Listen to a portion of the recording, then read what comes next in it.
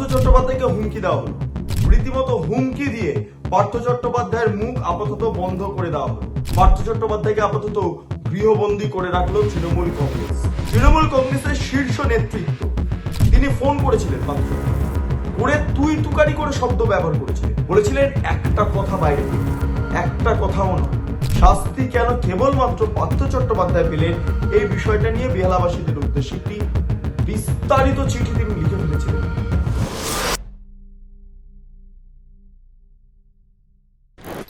পার্থ চট্টোপাধ্যায়কে হুমকি দেওয়া হলো। হুমকি দেওয়া হলো এই বলে যে কোনো কথা বলা যাবে না বাইরে, একটা প্রসঙ্গ উত্থাপন করা যাবে না, যদি সেটা হয় তাহলে কপালে দুঃখ আছে। রীতিমতো থ্রেট, রীতিমতো হুমকি দিয়ে পার্থ চট্টোপাধ্যায়ের মুখ আপাতত বন্ধ করে দেওয়া হলো। পার্থ চট্টোপাধ্যায় টোটালি সাইলেন্ট হয়ে গেলেন।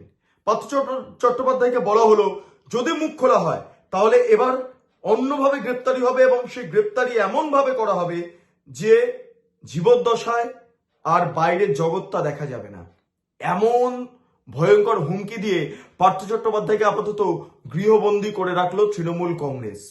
তৃণমূল কংগ্রেসের শীর্ষ নেতৃত্ব, সেটা নেত্রী হতে পারেন, নেতাও হতে পারেন, যে কেউ হতে পারেন, আমি নাম নেব না সরাসরি, তিনি ফোন করেছিলেন পার্থ চট্টোপাধ্যায়কে করে তুই তুকারি করে শব্দ ব্যবহার করেছিলেন, বলেছিলেন একটা কথা বাইরে বলবি না, একটা কথাও নয়। যা ঘটেছে চুপ করে সহ্য করতে হবে, চুপ করতে হবে। একটা যদি শব্দ বাইরে বেরিয়ে আসে তাহলে কপালে দুঃখ আছে। কোট আনকোট এই শব্দ ব্যবহার করা হয়েছে। পার্থ চট্টোপাধ্যায় গোটা বিষয়টা নিয়ে বেজায় ক্ষুব্ধ, কিন্তু একই সঙ্গে তিনি সাইলেন্ট হয়ে গেলেন। তার কারণ তিনি আর জেলে যেতে চান না। তিনি অর্পিতাকে নিয়ে ভবিষ্যতে স্বপ্ন হয়তো দেখতে পারেন, কিন্তু তিনি আর হাজতবাসে যেতে চাইবেন না। তার কারণ এই বয়স তো, এতটা দুর্নীতির কাদা তার ওপর লেগে রয়েছে। এই অবস্থায় দাঁড়িয়ে তিনি যদি আবার জেলে যান নতুন কোনো ইস্যুকে কেন্দ্র করে, তাহলে কপালে দুঃখ সত্যিই আছে। তাই পার্থ চট্টোপাধ্যায় আপাতত সাইলেন্ট। আপনাদের মনে থাকবে যখন পার্থ চট্টোপাধ্যায় জেল থেকে ছাড়া পেলেন, তারপর তিনি পরের দিনই বেহালাবাসীদের উদ্দেশ্যে একটা বিরাট বড় চিঠি লিখলেন। যেই চিঠিতে তিনি সরাসরি বলছেন মমতা বন্দ্যোপাধ্যায়ের সঙ্গে ছিলাম, আছি এবং থাকবো, কিন্তু জবাব চাই চাই। যারা দোষ করলো তারা কেন শাস্তি পেল না, শাস্তি কেন কেবলমাত্র পার্থ চট্টোপাধ্যায় পেলেন, এই বিষয়টা নিয়ে বেহালাবাসীদের উদ্দেশ্যে একটি বিস্তারিত চিঠি তিনি লিখে ফেলেছিলেন।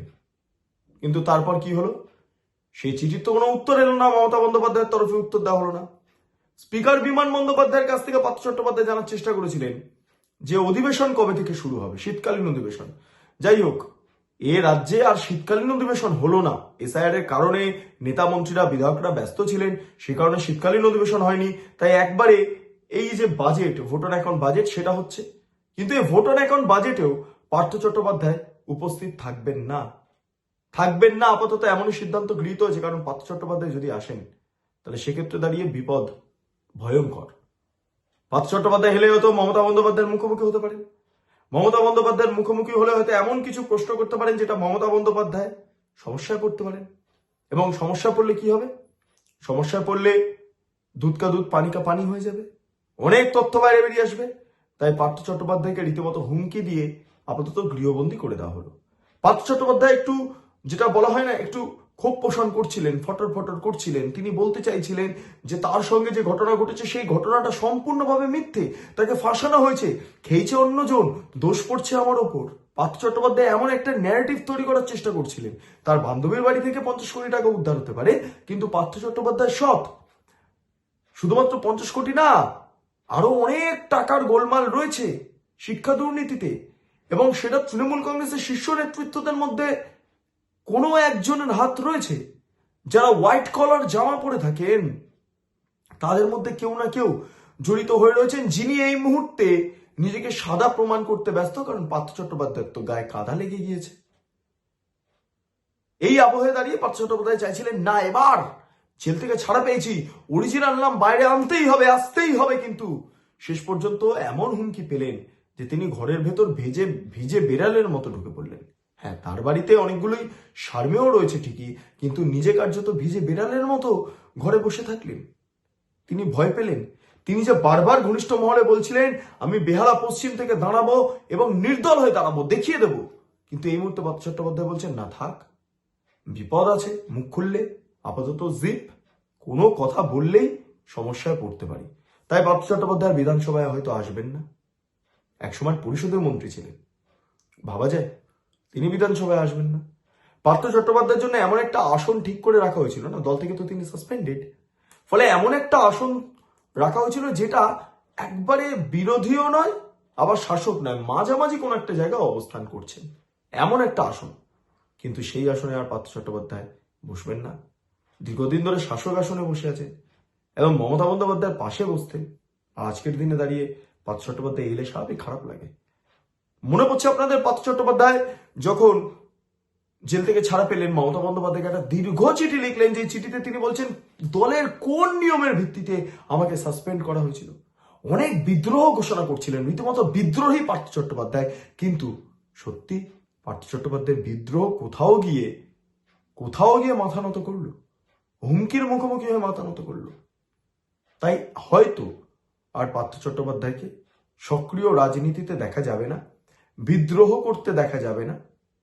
আরেকটা বিষয় হলো পার্থ চট্টোপাধ্যায়কে মুখ খুলতেও দেখা যাবে না। তিনি নির্বাচনেও প্রতিদ্বন্দ্বিতা করবেন না, কারণ যা হজম করার পার্থ চট্টোপাধ্যায় ইতিমধ্যে করে ফেলেছেন।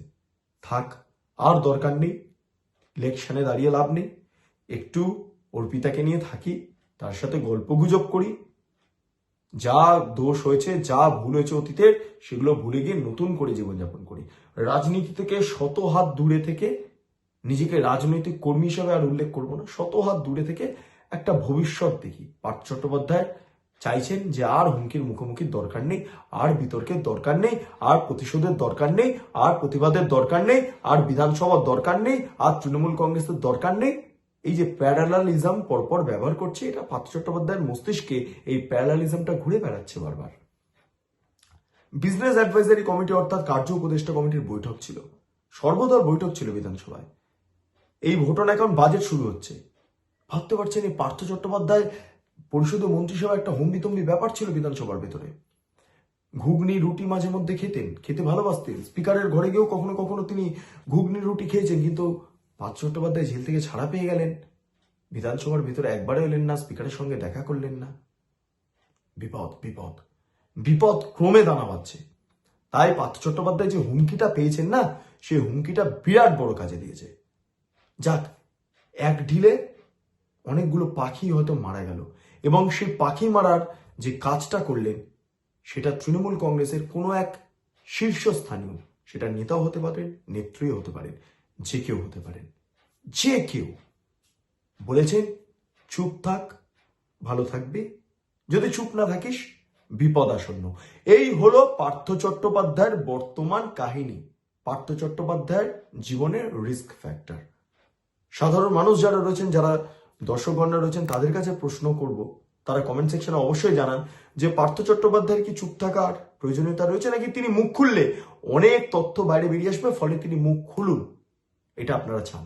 আপনারা অবশ্যই কমেন্ট সেকশনে জানান। আপনারা এতক্ষণ ধরে দেখছিলেন বেঙ্গল লিবার্টি। চ্যানেলটি ভালো লাগলে অবশ্যই লাইক করুন, সাবস্ক্রাইব করুন, শেয়ার করুন, বেল আইকন ক্লিক করুন, www.bengalliberty.com, সেখানে ক্লিক করুন। সমস্ত খবর আপনাদের জন্য সাজানো রয়েছে। স্বাধীন, কাঁচিহীন এবং গেরিলা সাংবাদিকতার পাশে দাঁড়ান। অসংখ্য ধন্যবাদ।